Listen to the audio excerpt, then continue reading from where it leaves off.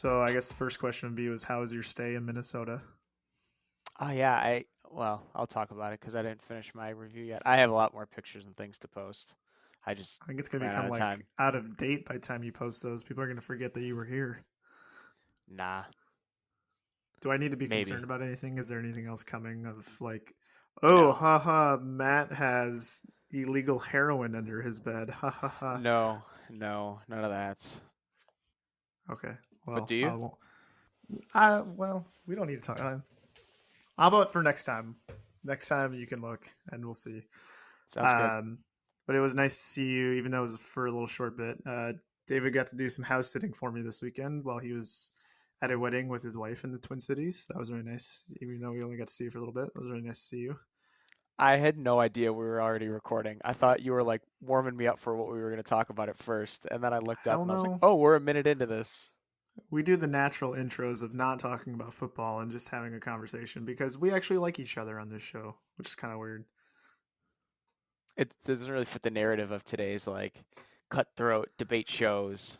Yeah, like back in the even now, I don't see Skip Bayless and Shannon Sharp going out for a beer versus No, like but I made. I bet Stephen A. and Skip did.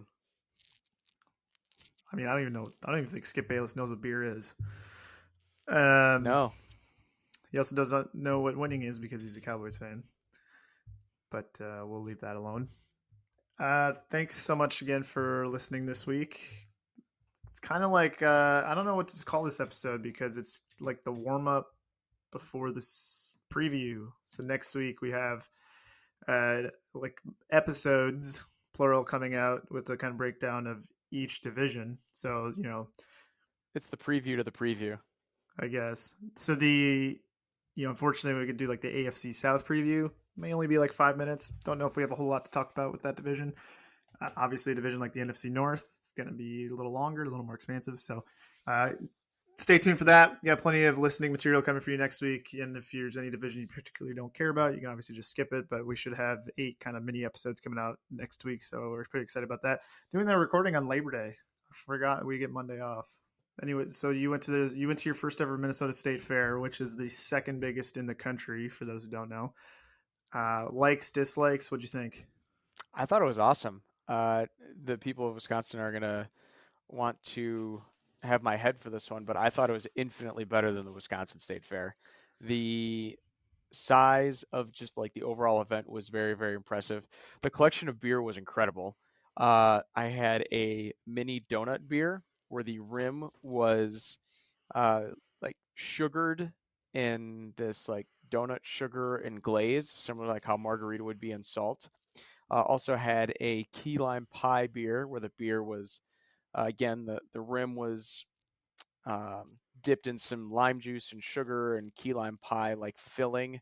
So that was pretty cool. That was pretty neat. Of course, had to get some of Martha's cookies. What else? Had a cheese curd taco, which left a little bit to be desired. Did you have one of those when you were there? You went the day before us. No, I did the proper Minnesotan thing and went and got mouthtrap cheese curds. And see, everyone said that. I know a ton of people from Minnesota and the Twin Cities, and they're all like, "Gotta get cookies and mousetrap." And I was like, you know what? Mouth, like Ma- your oh, mouth. It's oh. mouthtrap. See, Haha. I thought mouse because Silly David. mice eat cheese.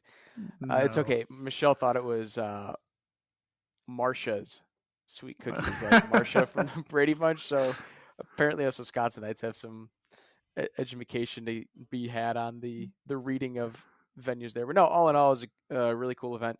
I didn't want to have the Minnesota cheese curds because I still think the best cheese curds I've ever had were actually at the Wisconsin State Fair. It was like a Leinenkugel's battered beer battered cheese curd, and they were absolutely phenomenal. So I refused to give that one to the state of Minnesota. I'll give them the overall event, but I wasn't going to give them cheese curds. So I don't understand. I don't understand that line of logic though. Like if I have the best burger in Minnesota and then I go to Wisconsin and there's a giant banner saying this is the best burger in Wisconsin, I feel like I have to be able to try it just to say, all right, well Minnesota is still better, or just swallow my pride and say, well, Wisconsin's is actually better.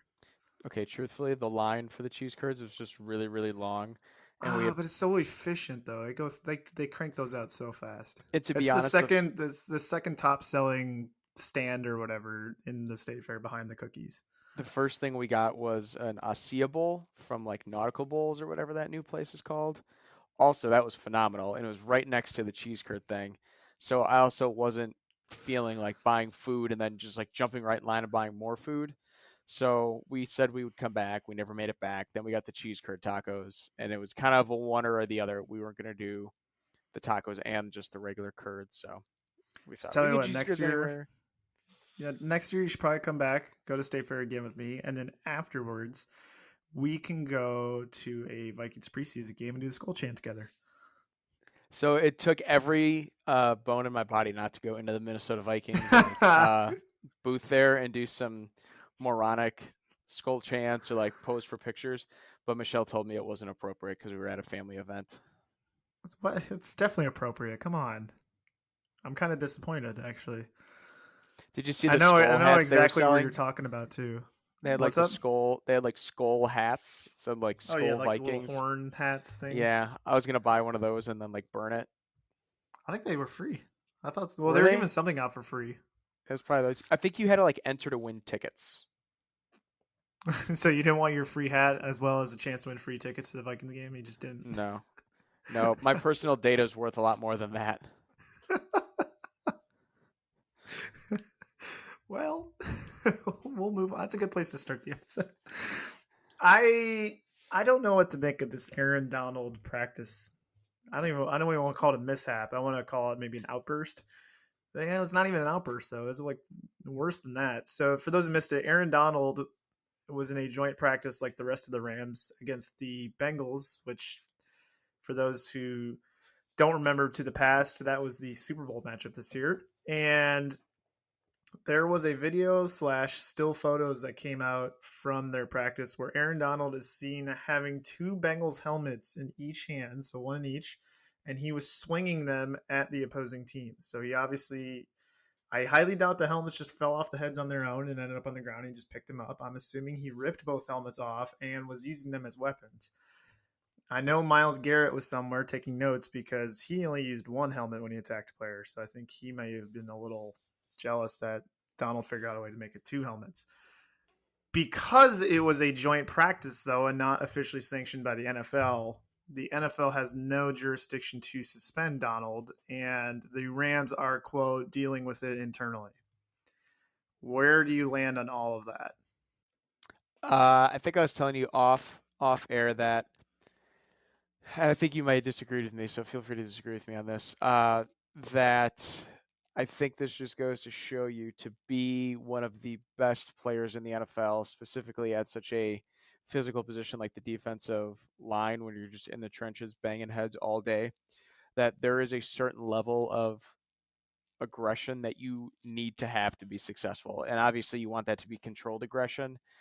But I just think it shows you how fine that line is that guys of his strength and skill set are towing at all times. That now not only has he taken a helmet to other players in a joint practice, but as we had discussed previously, he put our boy Elton Jenkins into a nice little straight arm choke during the divisional round of the playoffs a few years back. Which also, who would have thought that Elton Jenkins would get brought up in the first three of our episodes? Elgin. Elgiton. Yeah, I mean, again, I can kind of see what you're saying, but to me, the line should kind of be drawn at using a helmet as a weapon. I think Oh no, definitely, definitely. there's, He clearly crossed a line, but I just think it yeah. shows you how close to that line they are at all times. But I also can see that in a divisional game towards the end of the season, where if you don't win, your playoff hopes are kind of toast and emotions are high. But we're talking about a joint practice. Now, I don't think this level of hype and or aggression needs to escalate in a joint practice. I don't know what was being said on the field. I don't know how much he was being instigated, but I still think in a joint practice type setting, this should never happen. I don't understand. I don't even, I mean, I think punching people in the face when they have a helmet on is also the dumbest thing that anybody could ever do. So I think like, training camp fights, I don't mind like the teammates fighting because there's a lot online, people get passionate, whatever. And, you're competing against some of these people for their job. But when it's, the joint practice fights, I never understood that. I don't think it's macho, and I don't think, to me, it's gearing them up for the regular season in the correct way. I think they should be doing their talk. Like, if Aaron Donald did a swim move and sacked whoever or whatever got to the quarterback, I think that would do more than throwing some helmets around. What are your thoughts overall on the joint practices? I think I do like them because it gives you a different change of pace. I mean, you imagine doing kind of like the same routine, the same routes, the same gamesmanship or whatever against, pretty much interchangeably the same defense for 3 weeks in a row. And then you show, I know there's preseason games, but then, if you're a first string player, you may not get that much action in the preseason. Then you show up in week one. It's, let's say you're going from a no name or whatever to Jalen Ramsey in the first game. That's going to be a lot different tempo and different things to watch out for. So I do like it because it does change up things a bit. It does kind of give you some fresh exposure to new people after a monotonous training camp. I just don't like the usual macho nonsense that comes with like fighting and things like that. Like trash talk, fine. A little dust up here and there, fine. But like the full out brawls or whatever are really stupid. I don't disagree, but I think that's football. I'm not saying it's right, but again, I think it's what happens when you're just pounding guys for how many days straight on end, and you finally get someone in front of you that's not a teammate. Because I mean, this happens every year at these joint practices, every single year. It's Was just, that I think phrasing? Is that a phrasing? what's that? Never mind. Oh. I just ruined your intellectually good point. I'm Yeah, sorry. but like, I think that's just when, yeah, where was I? Just when you Something about get, pounding guys. yeah, yeah, Freudian slip. When you get into these practices, I think that's just going to happen every year. It's just a natural byproduct of what they're cultivating. But like, I do think they are a good thing though, from the standpoint of getting a new look and getting some new wrinkles thrown at a offense and defense. Obviously, you're not going to see anything too crazy because no team's just going to show that in training camp. But it at least gives like guys on the bubble the opportunity to show what they can do against somebody different. Yeah, I agree. So two stories, we like to talk about football and we like to talk about like matchups, things like that. We do have to kind of cover the news sometimes on the unfortunate side. So one of them that came out this week was rookie running back for the Commanders, Brian Robinson, was shot twice in a carjacking attempt. This was actually about an hour after it was announced that he won the starting running back job for the Commanders. So it was really good news. And I checked my phone an hour later, and I'm like, what in the hell happened here? Thankfully, non-life threatening injuries. And as of today, Tuesday, he was actually back with the Commanders facility, with the team doctors, whatever. It sounds like he was shot in the lower extremities, and one of them went through his knee, but didn't sever any arteries or tendons or anything. So that's really good news. So really glad that Brian escaped what could have been a really tragic incident there. And hopefully the investigation is swift and thorough and the parties can be brought to justice there. Yeah, I feel bad for the guy. Just unfortunate circumstances. Do you know how far away from the facility it happened? Was it like near his house or was it near? From what I saw that the DC police were investigating further. So part of me wants to think it was in the DC metro area, but I do not know officially where that was. No. That's why you won't catch me roaming that city. Yes, I feel much safer in Oshkosh, Wisconsin. And then you will actually I almost died in Oshkosh driving to your house. So maybe not. That was we'll have to save that story for another day. I'm not up for talking about how I died. And then I'm in Nina, Matthew. I know I think people more so know the name Oshkosh than Nina, but That's fair. That's fair. it's like saying I live in Minneapolis. People probably don't know what Bloomington is. Next one, and again, this is just one we don't want to talk about, but kind of have to. So, rookie punter Matt Ariaza out of the Buffalo Bills, who's been nicknamed Punk God, accused of a gang rape incident while at campus in college last year and was promptly released. It sounded like, based on the evidence that had been released on Twitter, that they kind of got him dead to rights. Obviously, things can change, but I'm going to go ahead and assume that he's been caught dead to rights and that this was a good move. So uh, I just don't understand what goes through people's heads sometimes. That's not ever acceptable, and I hope he doesn't step foot on the field again. What do you think about that? I'm just glad the Bills were so swift in cutting him. Again, maybe they knew more than we did earlier, and maybe it was. But can I interrupt because they didn't know about it during the draft or the Mm, combine or whatever, but they did find out a couple weeks ago, which is a slight concern that they. Well, I mean, maybe they were just doing some fact finding, but yeah, for sure. I'll give him the benefit of the doubt if you're innocent until proven guilty. Um, but yeah, what a bummer for a guy that was apparently going to be very, very talented, but pretty disgusting and just not okay. Um, it sucks when stuff like this comes up, whether it's super talented football player or anyone else. It's just I don't know. Like you said, you think like as a society we had kind of started to move past this sort of stuff. Um, yeah, just an uncomfortable, awkward thing for again someone with such a bright future to find themselves in that sort of situation and just messed up. for the zero future NFL players listening to this podcast right now, please don't be stupid, and please just don't be a trash bag of a human. That I don't think that's too much to ask. All right, we got those out of the way. We can move on to more positive topics here. We'll get to some of the cut day shocks. I mean, maybe not even shocks, but kind of bigger names that were cut today. And then we'll talk about a trade or two that happened. But one of the weird ones that we didn't know, I don't think anybody saw coming, was that Jimmy Garoppolo has restructured his contract with the 49ers.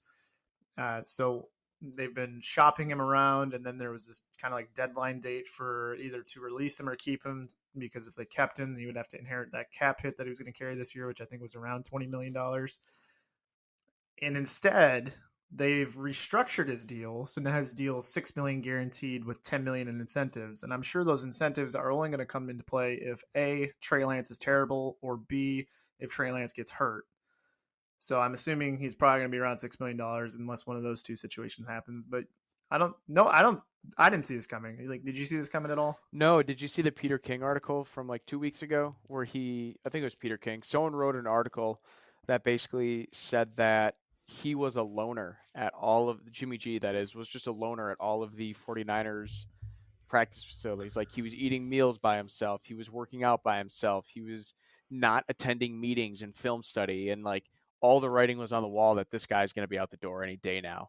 Um, and there was times when like practice was happening and he wasn't even there. So yeah, Awkward. I know, total 180. This I think the only thing that would have been more awkward is if Baker would have still been in Cleveland and not traded to Carolina, but boy. And then did you see the other report that initially Kyle Shanahan wanted Tom Brady and Mac Jones? Why? Not like simultaneously, but like Oh, that was the quarterback he wanted to go after. And then rewinding the clock a year and a half ago to the draft, Shanahan wanted Mac Jones, not Trey Lance. well, I know there's unconfirmed reports that Justin Fields hates the 49ers a la Aaron Rodgers style. So, as I commented on Twitter, hopefully that doesn't lead to a bunch of futility in the playoffs against the 49ers now. And First, you hopefully, got to make the playoffs. So good luck with that. hang on a second. We will get to that here in a little bit. Don't worry. The Chicago Bears are coming up. We actually have more Bears stuff to talk about than Packers stuff this week, which is kind of a reversal of our first two episodes. So we will get there. Don't worry. I do want to talk about two Miami Dolphins related things, though. One, though, I have kind of failed to bring up for a couple weeks now, and then one that was re-brought up based on kind of comments Tyreek Hill made this week. So Tyreek Hill, A, feels like the Chiefs discarded him, and B, didn't feel like he got involved enough with the offense at the Chiefs and wasn't respected by the Chiefs. Where do you want to start with Okay, that one? okay, the discarded thing. Yeah, probably. Probably because they didn't want to pay him and they didn't want to carry that contract Well, it's around. kind of what happens when you get traded. I mean, doesn't everybody that gets Yes, traded when they didn't ask for it feel a little discarded? Isn't that kind of just how that works, yes, unfortunately? it is because you are no longer a human at that point. You are just a bargaining chip for a professional sports team, Yes, and or all a value you salary have. on a ledger. Exactly. So I don't blame them for that, and there's Yeah, probably so plenty we of truth can, to that. yeah. I think But that's a then normal human emotion. what about the respect and involved part? I think that's crazy. When you're on an offense with Patrick Mahomes as your quarterback, and just B, the amount of talent that was also surrounding him on that offense throughout the couple of years that he was there. What do you mean you didn't feel included? Like, I don't have the stat sheet in front of me, but I'm sure he was probably the number one, maybe the number two targeted guy on that team the entire time. Yeah, it would only have been Kelsey that would have. Yeah, exactly. And Kelsey is more of the middle of the field and red zone threat. But how many times did we see, a play go on and Mahomes just cocks his arm and goes, shit, Tyreek's down there somewhere, Yep, and just exactly. launch. I still think one of my all time favorite NFL plays was when the Chiefs were at the Cowboys and there was like 7 seconds left in the first half and they had 65, 70 yards to go. And Mahomes threw a 40-yard pass to Hill in the middle of the field, and the Cowboys had like 8 guys protecting the goal line. And so Hill just did a little bit of running around, snuck through the 8 of them, and scored a touchdown with no time left when it should have just been like, you know, commit and pursue kind of defense. And somehow he got past all of them. I still think that was one of the coolest plays ever. But yeah, I mean, again, it's another one of those, we don't know what happened on the inside of everything, but it seemed like he was a fixture of that offense for just about, every game. I wonder if part of his argument maybe is that second half against the Bengals where he had 0 catches. I wonder if he felt really slighted by that maybe, but I think from the outsider's perspective, I don't entirely see what he's getting at. And then he's been very vocal in his support of Tua Tagovailoa this offseason, ever since he's arrived to Miami. And then Coach McDaniel down there in Miami, which is his first year as a head coach, doubled down on some of Tyreek's comments. So Tyreek said that Tua is more accurate than Patrick Mahomes. And that was in June, he said that. This last week, Coach McDaniel also came out and said Tua is the most accurate quarterback he's ever been around. And I know that you had a couple. I think didn't you? You were the one that was telling me that. No, maybe I saw a tweet that was telling me some of the QBs that McDaniel's been around, but a couple to name a few would have been like Garoppolo, Kirk Cousins, I think. Um, I may look up a couple more while you give your thoughts on So it if you sounds like think so it sounds like Tua Tagovailoa is the most accurate quarterback in the NFL. well, what you're telling me is his sample size is some fairly average to mediocre NFL quarterbacks, and that's what he's comparing him against. Matt Ryan, Okay, I'll give you that. um, probably Cousins again in Washington. Hey, unless he's got a new quarterback coach that's totally reinvented his throwing motion, and does he look accurate, and 7-on-7 skeleton type stuff? Sure, maybe, but I say accurate. Don't worry. Well, I say it's like Sammy. If Sammy's like, "Oh, that looks stupid," I'm like, accurate. Um, who would have been the Broncos quarterback in '05? Would that have been Jake Plummer? yeah, And I then think. Texans '06 to Or '08. was Were that we in Cutler? matchup territory? Or when did Cutler become No, the Cutler would quarterback? have 8? been '06 maybe actually. '06 to '08 and then traded in '09. Jay Cutler's not that old, is he? No, I don't think so. Da, Maybe, I da, don't know. da. No, I don't want the 2005 season. I want the 2005 Broncos. But no, I will reserve all opinions until I see Tua in the regular season, but I find it hard to believe that Tua is the most accurate quarterback that either of those two individuals have ever seen. Yeah, and I'm pretty sure we've had this discussion before where I highly sus any quarterback that comes out of Alabama because when you are a quarterback at Alabama, if you look at his tape, got some good throws in college, right? Some really good throws. always pretty much on the money with his throws when it comes down to like those deep ones. But if you look at his receiving room and you look at some of those throws he was making, the guy is like wide open by 5 yards, and his offensive line is giving him 8 years to throw. So again, he had some adversities he had to overcome. He had some injuries he had to play through, and he had some tight throws and tight windows in games that were much more important than like games against Tennessee or Mississippi State or whatever. But I still have a tough time wrapping my head around him panning out to be a franchise quarterback, and then lo and behold, him being the most accurate quarterback in the history of the NFL, which I just flat out think is false. Um, What's what's your so, opinion on quarterbacks that come out of Ohio State? was this before or after 2020? Uh, Before. Justin Fields was the first quarterback for Ohio State that I sat back and went, I think this is actually a person that can pan out in the pros. Never had that about, let's see, Cardell Jones, JT Barrett, Who didn't go there to Braxton play school? Miller, Troy Smith. Who was the? Who was the I didn't come here to play school? I know who you're talking about. Is that That was Cardell the guy who Jones? inherited the national. It was the one who inherited the national championship team. Yeah, it was Cardell Jones. That's funny. Um, Anyways, sorry.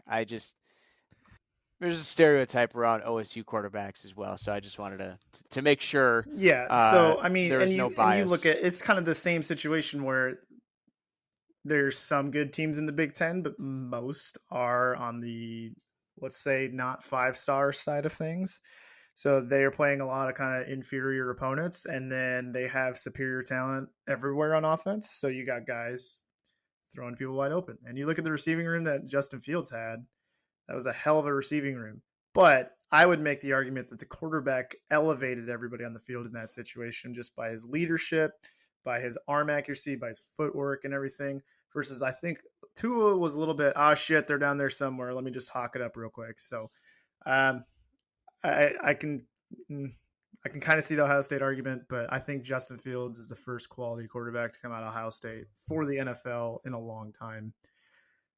And we're probably going to touch on this next week, but I am very worried about the Patriots this year. But maybe we should save that for next week because they don't look very good right now, and they seem to have a lot of kind of behind the scenes confusion with who's actually running their offense this year. Fair enough. I'm just thinking about my predictions already and regretting some of them, but like you said, we'll get to that. Yeah, I want to proudly state that I have the Patriots going 5-12, and we will talk about that next week. But this was before. I want to point for the record. This was before they even had this latest preseason blunder where Mac Jones looked like he'd never thrown a football in his life, throwing into sick tuple coverage over the middle for his tight end. Yep. Again, neither here nor there. How excited are you for a Black Friday game in 2023? I'm pretty stoked, to be honest. That was always like the biggest letdown after Thanksgiving was I think you usually got like an Arkansas LSU game or something. Does Hey, LSU hey, usually play on Black yeah, Friday? but let's easy No, does I'm it. not saying no, I'm not saying there's anything wrong with it, but it was like Steady, steady. that that was kind of it. Maybe there was one or two other games in there. I didn't even think about that. How it's going to kind of because that's the best weekend of college football all year. It's actually like the best week of football because you got Thursday, and then Friday there's a lot of good rivalry games in college. Saturday is the day for college football, and then Sunday is the NFL. Yeah. Yeah, I'm pretty excited. Anytime you give me an extra day to watch NFL football, I'm going to be pretty stoked. Even when it was really shitty Thursday night football matchups for a long time, I didn't care. I still turned it on. Yeah, same here.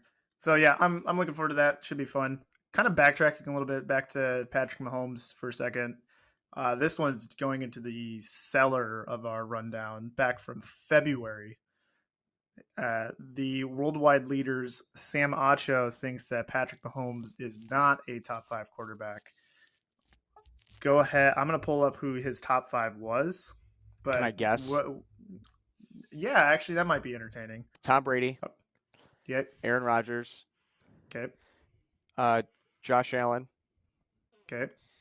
um, Matt Stafford, and Russell Okay. Wilson. 3 for 5. There's Oh. no Tom Brady. Oh, And there's no Russell Wilson. okay. I thought Russ He was had, like the stretch that replaced Patrick I think Mahomes. Joe Burrow might be the stretch. Oh, he's got Joe I Burrow on there. I love Joe Burrow. I think he elevates the team. I don't think he's a top 5 quarterback in the NFL quite yet. I still think we No. need more of a sample size before we elevate to that. Same with Justin Herbert. I think Herbert is a statistical monster, but still need a little more time to Okay, so put wait, him in a Justin top Herbert. 5. I'd say Justin Justin Herbert's Herbert top was on his 10. top five.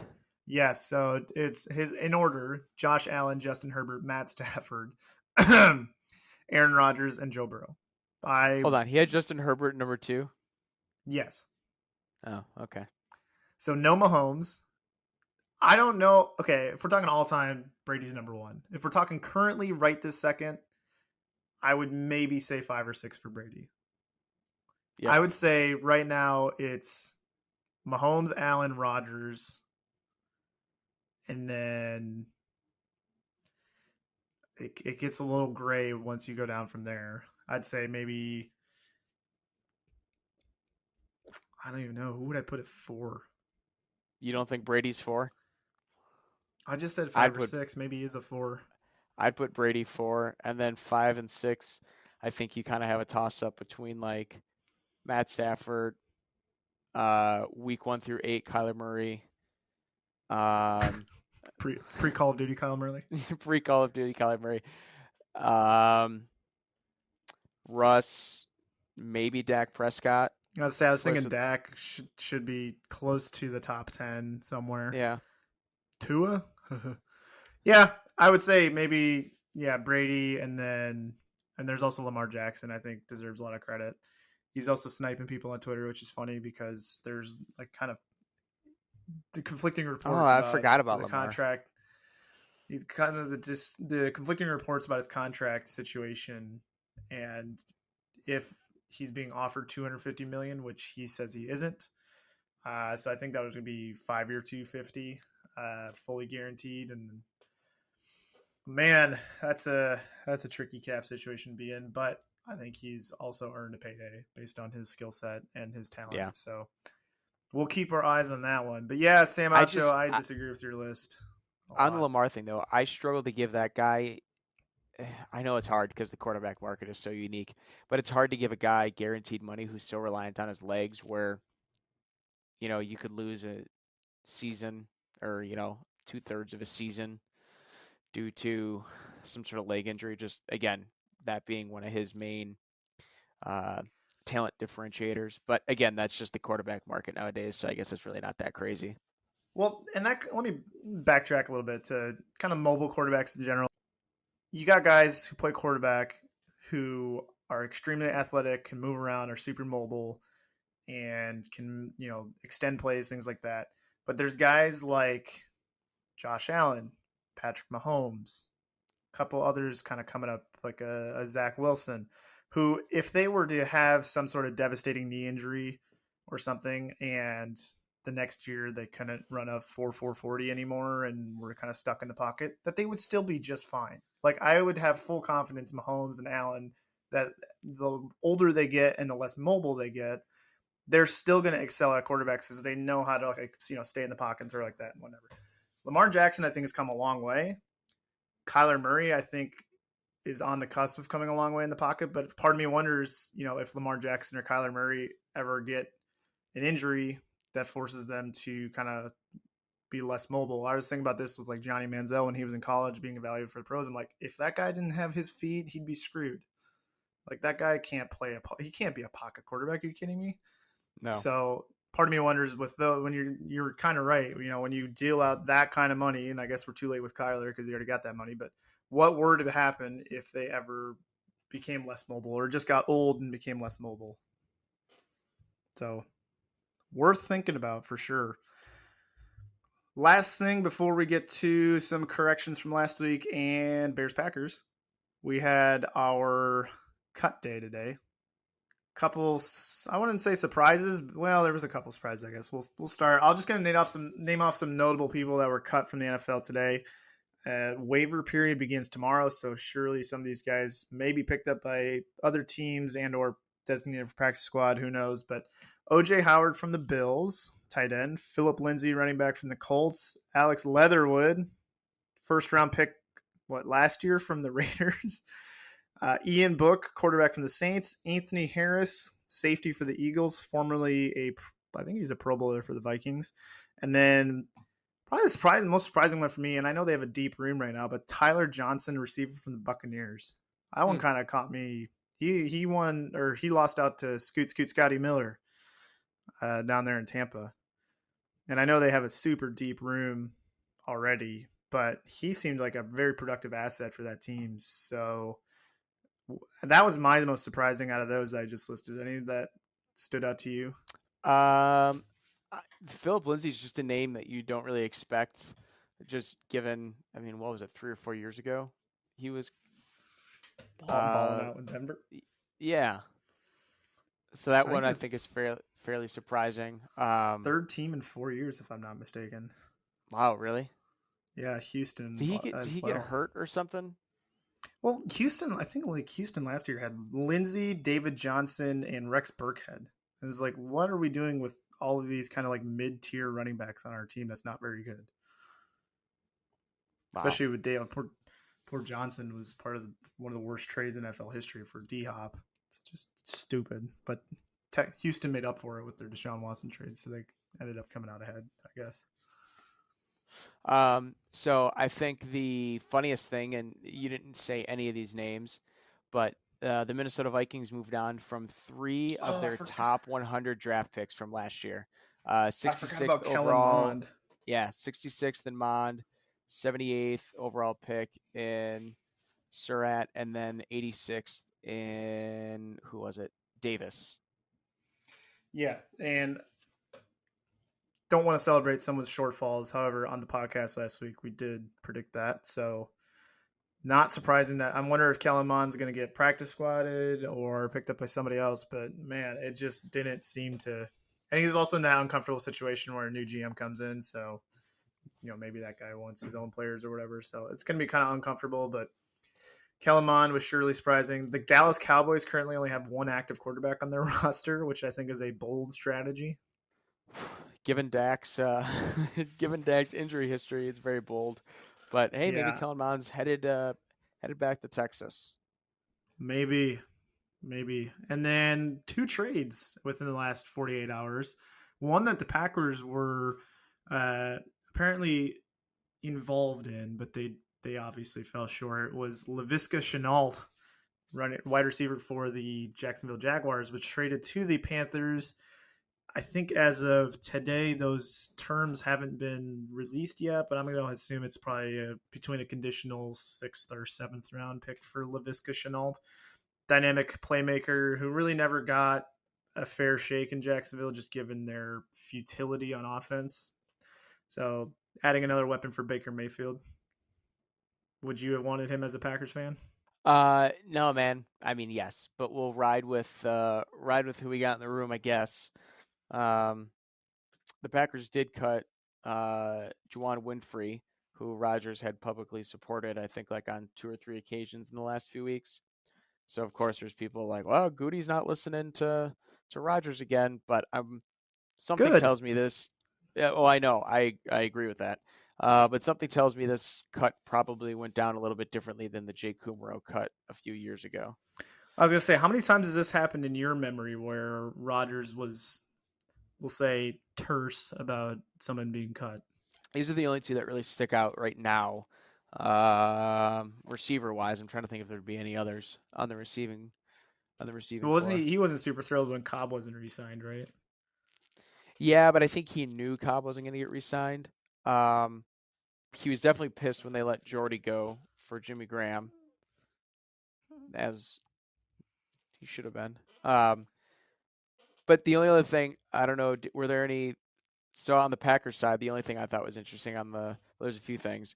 Um, One of them was Ty Summers was waived, who has kind of been their special teams all-star the last few years, which I don't know if that says more about where the special teams unit expects to be at this upcoming year or just how poor they were the last few years. But he always seemed like a nice enough guy, and again, the kind of sad thing about cut day is, or the whole time leading up to this is like this is people literally losing jobs, many all at the same time, and some of these guys may never get another shot at their dream in the NFL. So it is kind of sad, but nonetheless, thought that was interesting. And then the Packers also waived Jack Heflin, who was one of the defensive linemen, um, who some thought he was going to make the final roster. Now the Packers are actually a little light on D linemen, so I wouldn't be surprised if he makes it back to the practice squad. But was there anyone on the Bears side that you kind of thought was surprising? Not really. I think it's still a kind of a cleaning house because now we are down to 22 Ryan Pace draft picks out of 53. So it's still kind of a, you know, total rebuild, I guess. But the one question I had was about your special teamer. That was surprising when you said he was kind of your all-star. Yeah, Isn't like being the all-star on the Packers special teams kind of like being the best hockey player from Kazakhstan? pretty much. It pretty much is, unless you're the kicker. Unless you're the kicker. Well, I'm actually surprised Mason Crosby made it out of that one year where he was dreadful. I can't. Was that like 14 or 15 or something? Yeah, I think it was 15. He was just awful. And then I'm like, he's Yeah. gonna be done. And hey, here he is, still chugging along. And I saw they cut their other kicker, so Yeah, I'm assuming and there was he's all some. good to go for week one. He is, but there was still some question around whether or not he'd be the guy or not. Because this is kind of the second straight camp where they've brought in another kicker and brought it down to the. I don't want to say to the wire, but they clearly said, "Hey, this is an open kicking competition." Well, I think he maybe got a year or two left. And then the other trade was Saints Chauncey Gardner Johnson, who is in the secondary, and a seventh round pick were traded to the Eagles for a fifth and a sixth. So Chauncey Gardner Johnson is now an Eagle and slotted to play in the safety area. My memories of Gardner Johnson, one is he once was on the field taunting Tariq Cohen for being too short.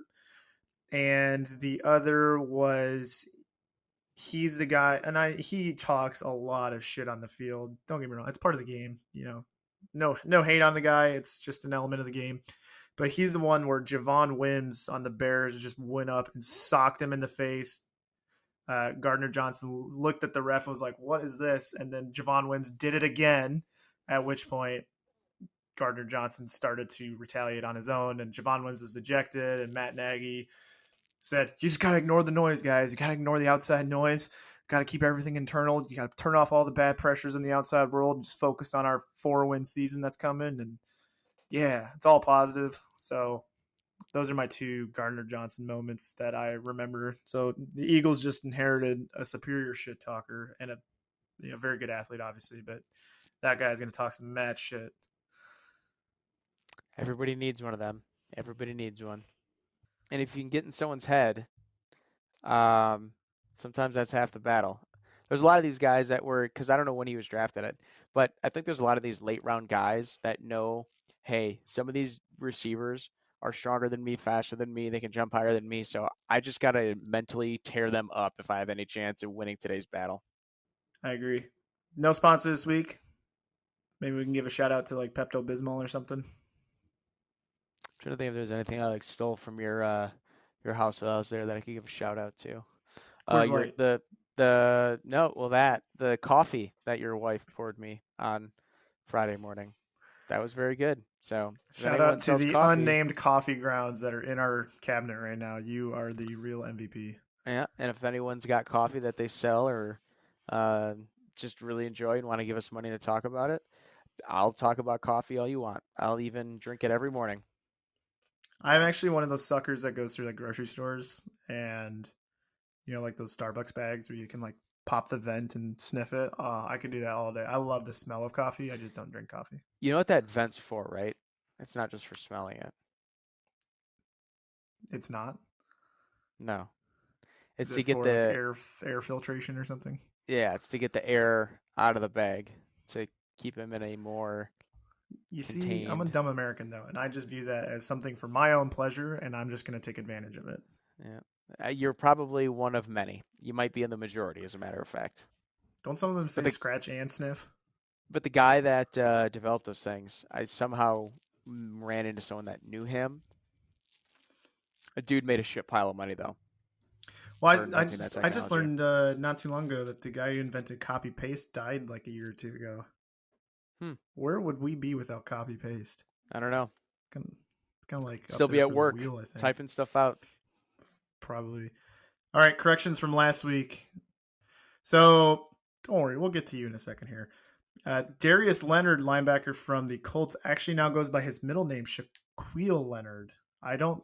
I remember seeing his name on Twitter a bunch. I'm like, who the hell is this Shaq Leonard guy they keep talking about? And it's Darius Leonard. So, and David and I did not know that. So now we know that. Dana White is the president of UFC. I did not know off the top of my head what exactly his official role within the UFC was. So just throwing that in there. Some second helmets that we missed, and I want to get your opinions on the Cowboys throwbacks, the white helmet with the navy blue star, the Love it. Giants throwback where it has the Giants letters on them. It just says Love it. Giants. And the Falcons throwback, which is a red helmet and I think a gray face mask. Neutral on that one, but I love the white Cowboys with the navy star, and I love the old Giants logo where it spells out Giants. I think that looks so Yeah. much cooler than the NY. And then the last one is the Eagles now have a black helmet as well. I bet it's pretty cool. Haven't seen it. So missed those. I had mentioned that Amon-Ra St. Brown had some sort of accolade going his way. He's the first rookie to have 8+ catches in 5 straight games. And if he gets 8 catches in the week 1 matchup against the Eagles, he'll be the 5th receiver ever in NFL history to do that 7 straight games or more. Wow. I don't feel like that's being talked about No, enough. That's not at kind of a all. huge thing there. When we were talking about the All-Star games, as my parents pointed out to me at State Fair, the MLB no longer has the home field advantage thing as a part of their MLB All-Star game. That was actually a thing from 2003 to 2016. So as of now, there's no more home field advantage for the MLB All-Star games. So why do they try so hard? And rounding out our corrections is our attempt at doing math. Oh, sorry, I got one more. We got to get one more before we get to Amazon Prime. I was wrong. More pilots die per capita than U.S. motorists. So I was wrong about that. 1 in 1,923 pilots die each year. So please don't make yourself, David, part of the 0.02% or whatever. And then now we'll get to the Amazon Prime. So I think your math might have been a little wrong. No, my reading was wrong. My math was correct. My reading was wrong in my trying to do it very quickly. I had all the numbers right. I just read it very wrong.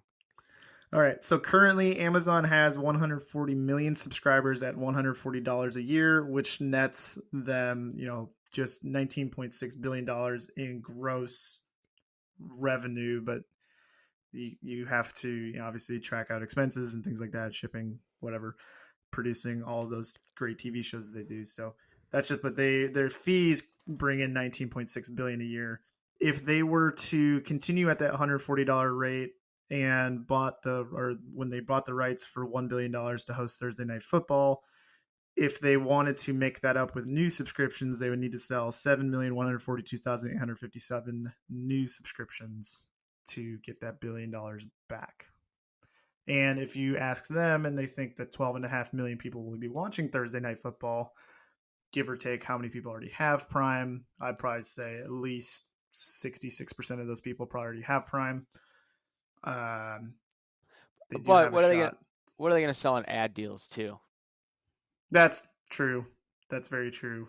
And also, you think about someone that goes to the Amazon website and notices that green colored sparklers are on sale today, one time only as part of their lightning deal. Now I need to buy those. Like, how many people are going to go to the Amazon website and just buy something while they're navigating through, in your case, navigating online for the first time to watch a game on Prime?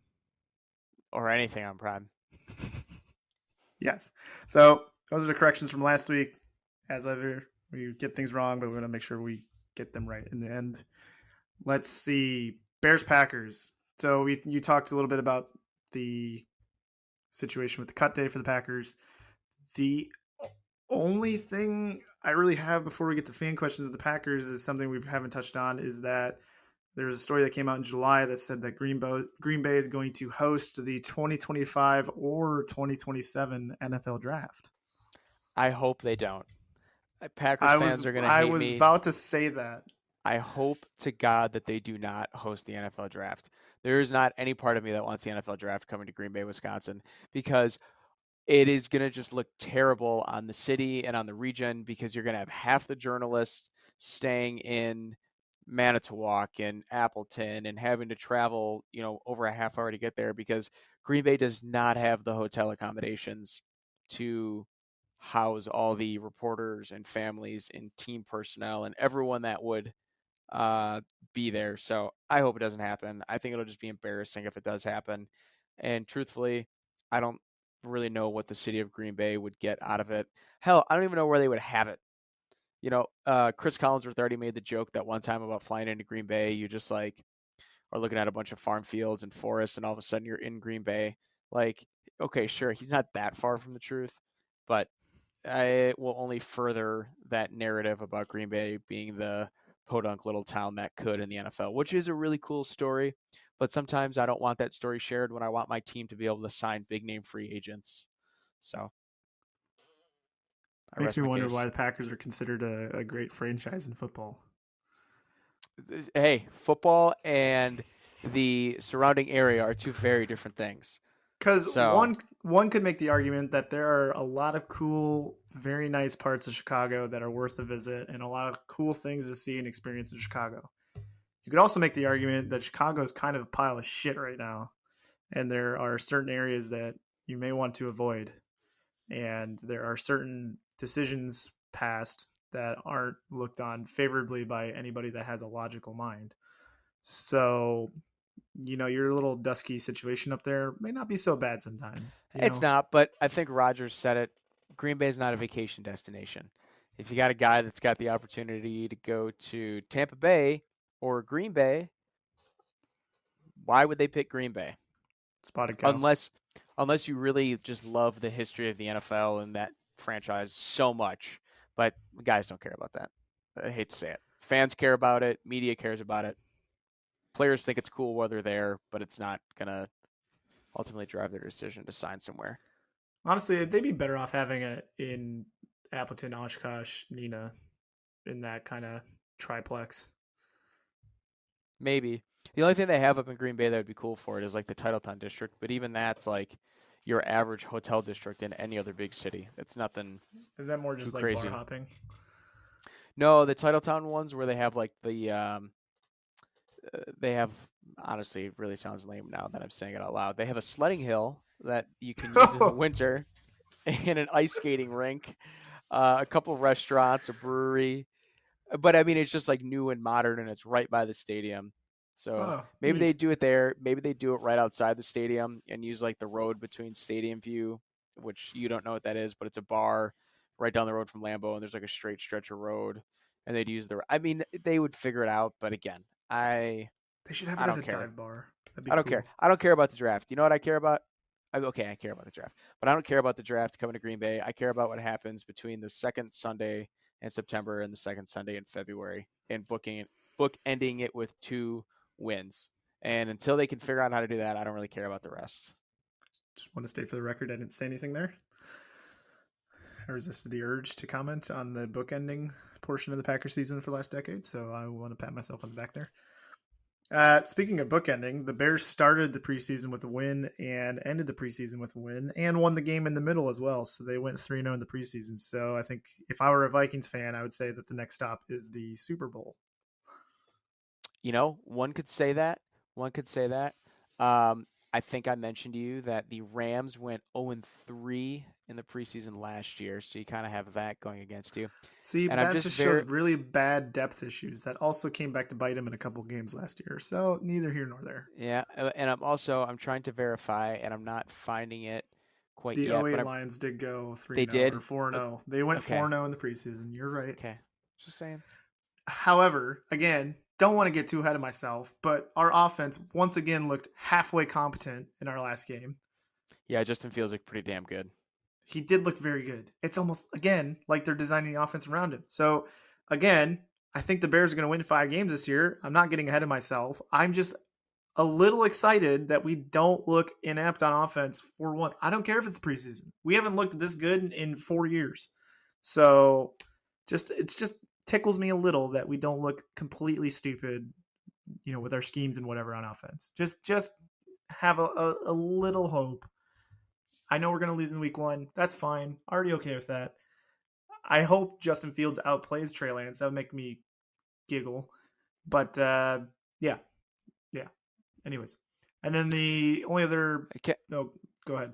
Can I just say how nice it must be to? I should actually not how nice it must be because how nice There's it must nothing be nice to about see being a Bears fan how right now. how your offense looks uh, in some shape or form prior to the regular season starting, instead of figuring out week 3 or 4 what your offense might look like.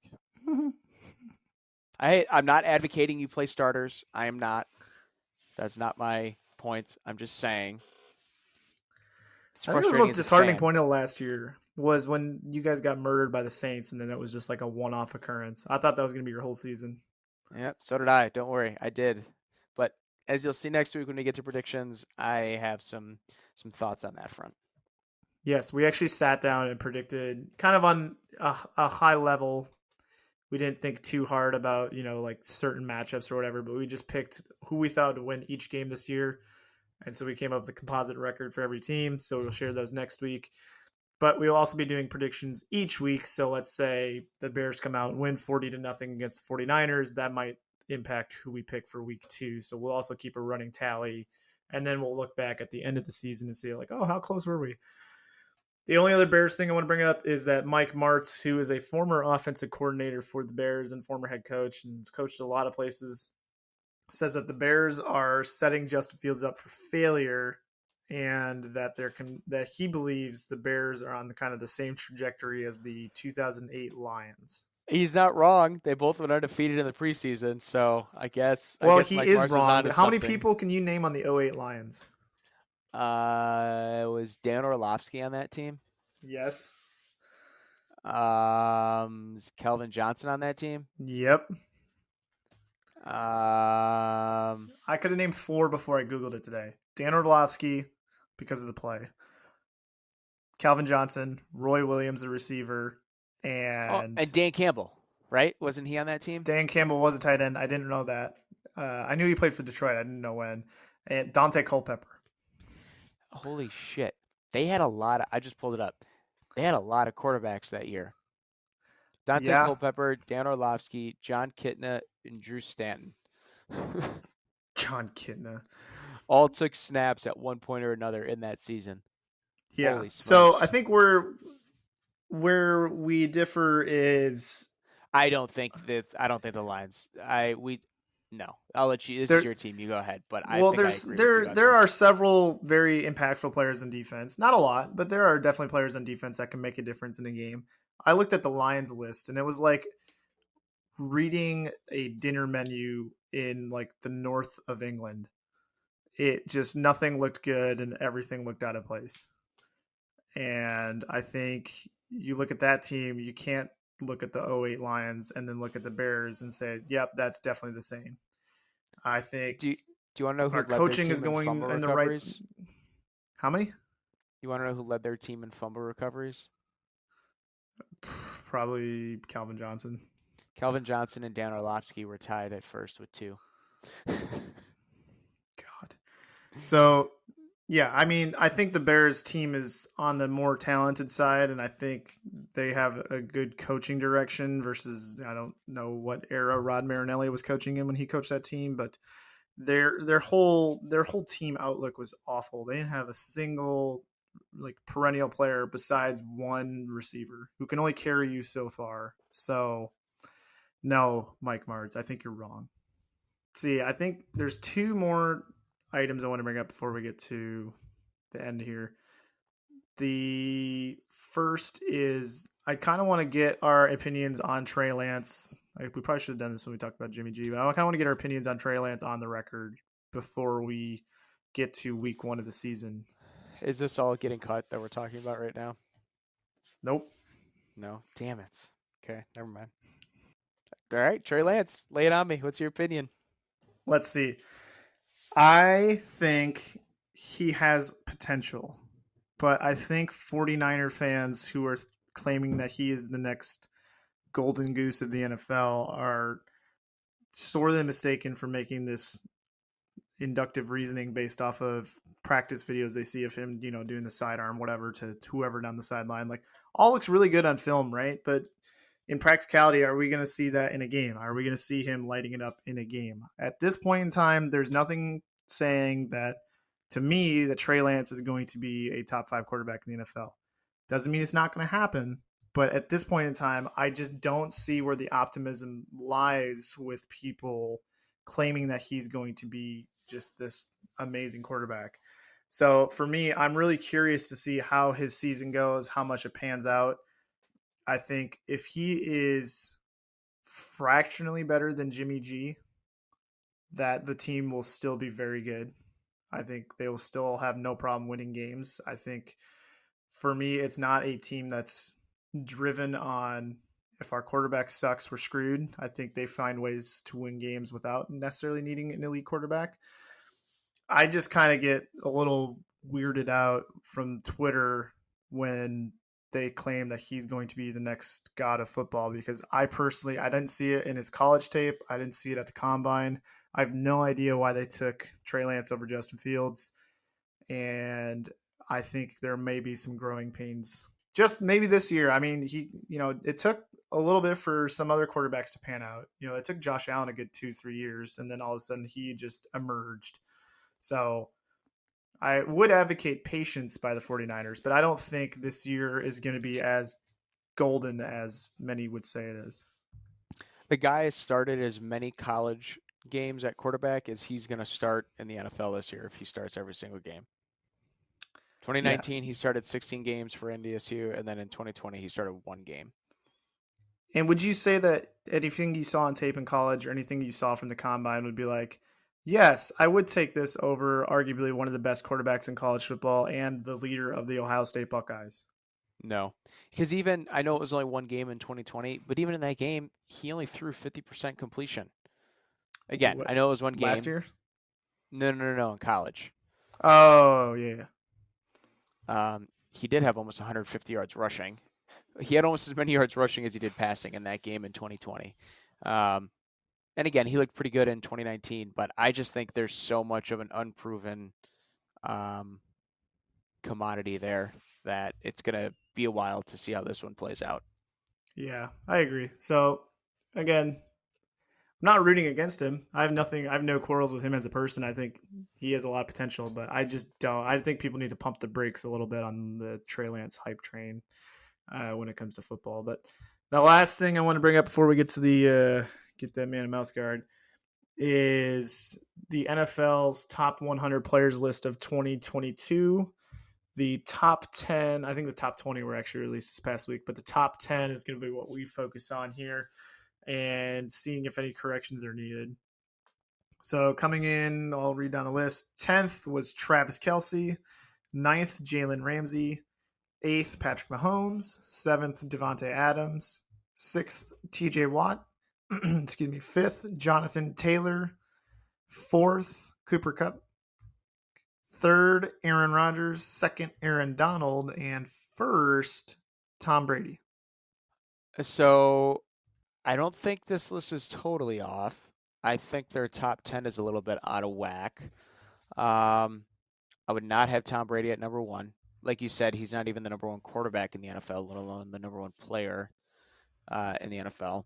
So in that case, I would feel comfortable at this point moving Aaron Donald up. I've always been a big advocate for him and being just an ungodly talent that we've never seen before.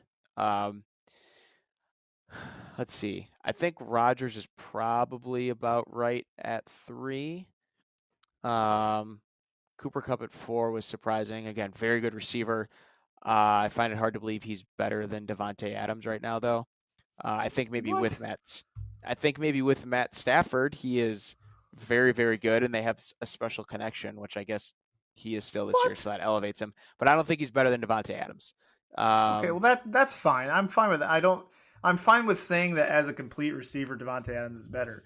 yeah, But I don't. I think Cooper Cup made Matt Stafford look really good, and not the other way around. And I, he also won the Triple Crown. that is fair. He did win the Triple Crown, but Like that doesn't happen to any Tom, Dick, or Harry. I guess I guess that's part of the other thing too. Is I don't know how they compiled this list. Is this peer reviewed? Well, it looks like I'm just giving a glance. I see Next Gen Stats by Amazon cited a couple times, Okay, so that okay. concerns me. Hopefully, it's not some PFF rigmarole here to come up with this list. Yeah, I mean, I mean, for me, I would not have Tom Brady at number one. I would not have Aaron Donald at number two. My top three would be third would be Cooper Cup, second would be Aaron Rodgers, and first would be Jonathan Taylor. Hmm. I think Jonathan Taylor demonstrated for something we haven't seen in a long time, which is a running back that possesses the speed, athleticism, and physicality that kind of makes you think back to a little bit of older times. You know, if you want to go back a little bit, you know, I mean, from our lifetimes at least, it kind of reminded me a little bit of kind of like prime Adrian Peterson of how I he was just just could gonna just say, wreck yep. games. You know, you got Derrick Henry, who definitely has the physical element checked and is a game wrecker, but he's kind of just a one trick pony. And Yep. then you got Christian McCaffrey, who, when he's not injured, is an absolute menace to deal with for your defense around scheming and whatever. But Because would I Taylor say was like pretty good he's out a of the backfield last year too. who?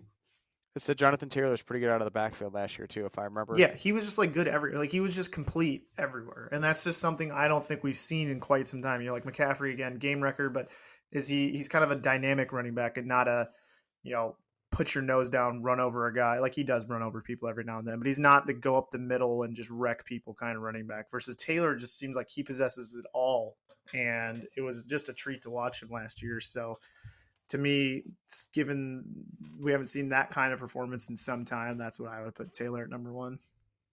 That's fair. I respect that. Um, Devontae, yeah, I put him a little higher. I mean, yeah, and I do think he's better in Cup, but I think I don't know. Would you say the Rams are more likely to just purely sling it compared to the Packers? Packers seem more measured in their slinging. yeah, I think they were more measured. Maybe to Rogers' dismay. Yeah, I know. I mean, you know, in my opinion, last year when he's your only good receiver, it's harder to throw him the ball too, and he's probably double covered every single play. I think again, I know I'm a little biased because I got to watch him do it every single week, but God damn, his just get off the line like moves and speed and the footwork is just unbelievable, and his late hands is literally a thing of beauty. I mean, it is incredible. I truly hope the best for him, and I hope he makes Derek Carr look like an All Pro because I just want to see Devontae keep balling out because Right. he's just a. It sounds so corny, but he's just like a treat to watch. Like I know, like Chad Ochocinco cried or whatever a couple of years ago talking about him, but I could just watch Devontae Adams highlight reel routes all day, every day. Um, Yeah, I might go back and watch those and reminisce about the times that he's not on Green Bay anymore. yeah, yeah, he can go be a menace somewhere else. Anything else before I get to the Mouthguard Award of the Week? No, I thought there was a few Packers notably missing from the top 100, but I don't. We won't get into that right now. Maybe a different conversation for a different time. I forgot fan questions. Real quick. Ryan Vaughn wants to know from Twitter who we think the MVP of the NFL and the Heisman candidate or the Heisman winner will be for this season. Um, I'll give my Heisman. Then I want to hear your Heisman. C.J. Stroud. I think he's probably the Vegas favorite right now. It's either probably him or Bryce Young, but I have more faith in the Ohio State offense than the Alabama offense. I agree. I think CJ Stroud's probably going to win the Heisman this year, and I think it's going to be kind of like an Ohio State revenge season. Who's your MVP? I would say Josh Allen. I think he's going to have a monster season in Buffalo. I was kind of torn between Josh Allen and Mahomes, but I have to give the nod to Josh Allen just because Mahomes has the loss of Tyreek. I know I said he's kind of got MVS, and maybe they'll have a more balanced offense, but I think you're right. I think this is like the go off season for Josh Allen. But I don't know, man. Something just tells me I still would not rule out Matt Stafford if the Oh, Rams offense keeps it rolling. It's kind of like an out there pick, but I could see it being a. I know the voters aren't supposed to do it, but like factoring in a bigger picture than just the full season. Um, but with the addition of Allen Robinson, um, they're going to have another really good offense, a really, really good offense. So I would be surprised if he put up big numbers again. host Mike Joachim wants to know: is Donovan McNabb a future Hall of Famer? So I did a little research on this when I saw Mike sent this question in, and at first I was going to say no, just because Don't. just I'm not saying yes, but my Okay. first reaction is gonna be like a quick no, like absolutely not. But I did just do a little bit of digging, and right now he is the only quarterback to have amassed 9 or more playoff wins that's not in Canton, which I just thought was interesting. Now he never won Super Bowl, obviously, but I found that to be an interesting stat. And then I also found it interesting to see who some of his leading receivers were during his time with the Eagles. Do you think you could name 2 of them? James Thrash. Yep, that was his number 3 leading receiver with 164 receptions.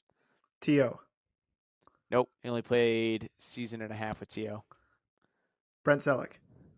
Nope, Deuce Staley. nope. His number 1 leading receiver was Todd Pinkston.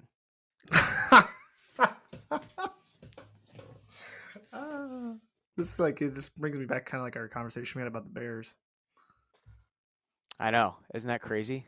Okay, well, just keep it short. My answer is still no. He's not a Hall of Famer. I think And did he and did he play where I well? was Did gonna he end play that is some no, through I don't think he is. adversity? Yeah, he played through some adversity. Didn't have the best teams at times, but no, he. I think there's a certain echelon of quarterback needed for the Hall of Fame, and he's not it.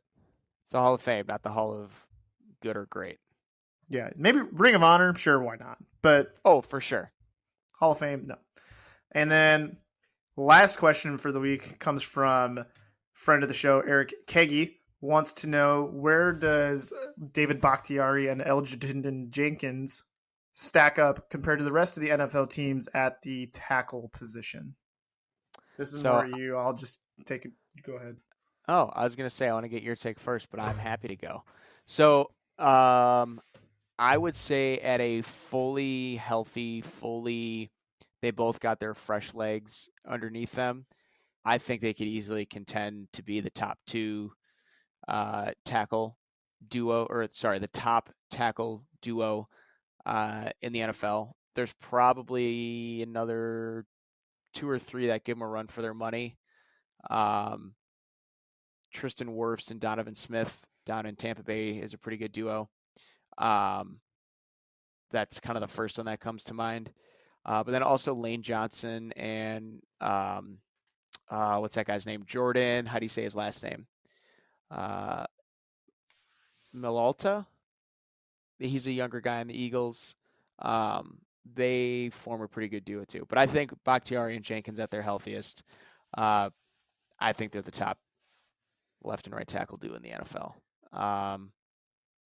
Just the obscene stat that Bakhtiari gave up like 1 pressure the entire season in 2020 until he was hurt.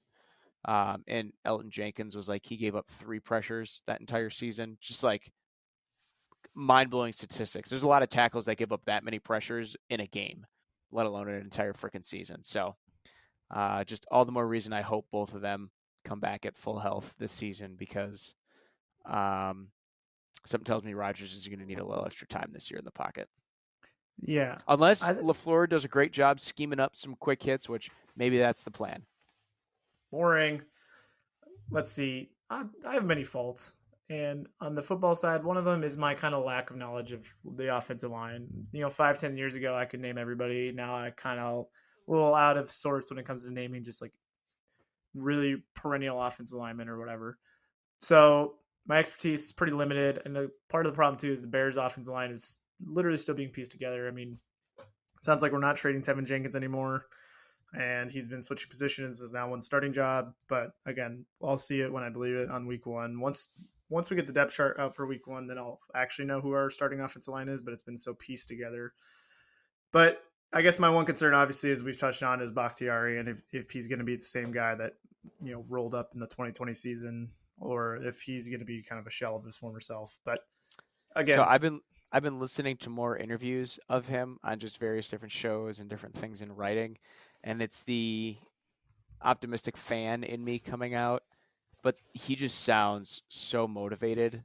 Because it sounds like he was in a pretty dark place for a while. Not, I don't want to say a dark place, but just a pretty tough place mentally for a while with like trying to overcome this injury, which is not, I don't want to say an easy injury to overcome, but because it's happened so many times now, there was kind of like a prescribed, here's what you do to rehab, and that never went to plan for him. So I think he's going to be as fired up as ever to just kick ass and take names. But before we leave the offense line talk, I know you and I aren't the biggest fans of Pro Football Focus, but did you oh no, see yes, I did. did you see the pass blocking grade I that our sure, friend Zach Tom got and the number of I sure pressures he did. gave up in the preseason? Yes, against the Plumbers of the preseason, he did a very good job. I'm Yes. very, Hey, very proud of him. hey, you got to start somewhere. What we were just hyping up Justin Fields in the preseason, so let me have my moment in the shine and just say Zach Tom, 69 pass blocking snaps, no coincidence, zero pressures allowed, and about an 88 pass block grade, first among rookies. So again, Our say top what you will about PFF, but I'm just saying it looks like there could be something there, um, some potential. Justin Fields is ranked as our second best player in preseason by PFF, and our first one was waived today. So maybe Damn I mean, it. I feel like Ryan Pace exclusively signed people based off who PFF rated, and we can see how well that worked out. So, Hey, you know what? That's how I'm going to do my fantasy draft tomorrow. So respect Ryan Pace. oh, all right, we're gonna recap that on Monday. I helped my buddy Garrett do his draft the other night. It was a 10-team snake draft. He ended up snagging Joe Mixon, James Conner, and someone else that was. I want you to tell me if you thought this draft is any good because I thought we did a great job. Let's So see. after my draft tomorrow, I'll send it to you and we can publish it so people can look. But So I our can draft laugh at you. is a 12 team snake draft, and we also draft defensive position players. We have to draft a That's DB, dumb. a D lineman, a linebacker, and a flex defender, which I think is awesome because I love good defensive players. So I'm always the guy, along with Boring. Kegi, who sent in that question. We're always the two guys that draft a defender in like the 7th or 8th round. But tackles are worth so much that drafting a middle linebacker that just racks up 16 tackles a game is actually worth a fairly decent draft pick. So like Roquan Smith. Yes. He is usually the last 2 years has been the top linebacker taken between him and Darius Leonard. So here's our team. And this is Garrett's team. I just helped with the draft. But so his starting lineup is Aaron Rodgers, Najee Harris, Joe Mixon, AJ Brown, Deontay Johnson, Dawson Knox, James Conner, Jalen Waddle, Tyler Bass. Two flex positions. That's not bad. That's Don't. not Oh, and bad the at all. Saints defense in a weak division. Then the bench is J.K. Dobbins, Amon-Ra St. Brown, Ramondre Stevenson, Irv Smith Jr., and J.D. McKissick. Nice. I don't Nice. think we did too bad whatsoever. So Nope. I get like $5 at the end of the year if he wins. But yes, we will share our draft results next week. So we hope to have you tune in next week. And again, thank you for listening this week as we get to the end of the episode here with Get That Guy Mouthguard.